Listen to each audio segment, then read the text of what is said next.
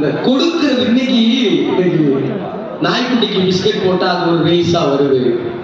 யாராவது வீட்டுக்கு போய் 1 கிலோ அரிசி பருப்பைய கொஞ்சம் காய்கறியை வாங்கி கொடுத்து அதை ஒரு போட்டோ எடுத்துக்கிறாங்க.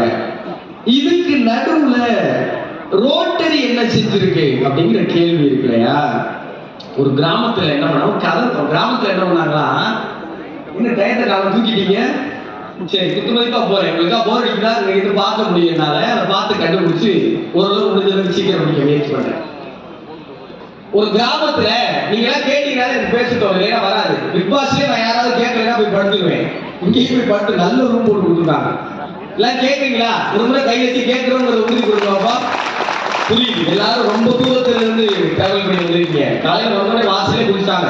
தம்பி எங்க வீட்டுல எல்லா வந்து ஒன்றால போட்டோம் அப்படிங்கிறார். உடனே இன்னொருத்தர் வந்து நமக்கு எங்க வீட்டுக்காரமாக்கு உங்களதான் பிடிக்கும் அப்படிங்கிறாங்க. ஏன்னா மாப்பிள்ளை மாநாடு வெவ்வேறு மொழியில 9 மாவட்டங்கள் வந்திருக்கீங்களா, ஆனா வெவ்வேறு பகுதிகளில் வந்திருக்காங்க.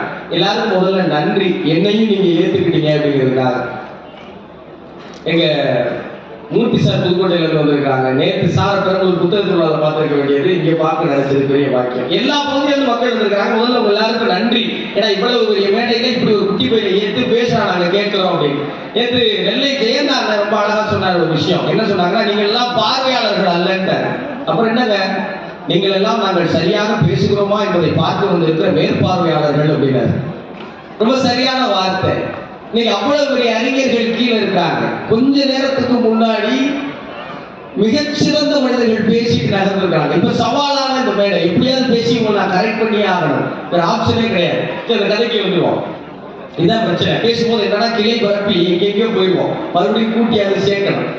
ஒரு கிராமத்துல உள்ளார ஒரு ஊர்ல ஒரு கோவில் இருக்கு. ஒரு கிலோமீட்டர் இருட்டுக்குள்ள போகணும். அப்ப என்ன பண்றாங்க, யாராவது இங்க விளக்கு போட்டு கொடுத்தா நல்லா இருக்கும் சொல்லி அந்த ஊர்ல இருக்க ஒரு பெரிய மனுஷன் போய் பாக்குறாங்க.